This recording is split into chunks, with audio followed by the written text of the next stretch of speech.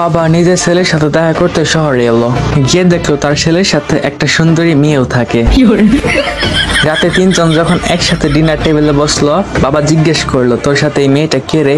ছেলে বলল, বাবা ও আমার রুম পার্টনার, আমার সাথে থাকে। তুমি এটা নিয়ে কি ভাবতেছো এটা আমি জানি, কিন্তু আমাদের দুজনের মধ্যে সেরকম কোনো সম্পর্ক নেই। আমাদের দুজনের আলাদা আলাদা বেড, আমরা দুইজন শুধু ভালো বন্ধু। বাপ বলল, আচ্ছা ঠিক আছে। পরের দিন বাপ নিজে গ্রামে চলে গেল। এক সপ্তাহ পর মেয়েটি ছেলেটিকে বলল, শোনো, গত রবিবার তোমার বাবা যে প্লেটে ডিনার করেছিলেন ওই প্লেটটা খুঁজে পাচ্ছি না। আমার সন্দেহ তোমার বাবাই ওইটা নিয়ে গেছেন। ছেলেটি রেগে গিয়ে বলল, সেটা এসব কি কথা? তুমি আমার বাবাকে চোর বলছো? মেয়েটি বলল, তা না, কিন্তু তুমি একবার তোমার বাবাকে জিজ্ঞেস করে দেখো। জিজ্ঞেস করতে আপত্তি কিসের? ছেলেটি বলল, ওকে, আমি জিজ্ঞেস করব। পরদিন ছেলে বাপকে একটা ইমেল পাঠালো, তাতে লিখলো, আমি এটা বলছি না যে তুমি আমাদের বাসার প্লেট চুরি করে নিয়ে গেছো, অথবা এটাও বলছি না যে তুমি প্লেটটা নিয়ে যাওনি।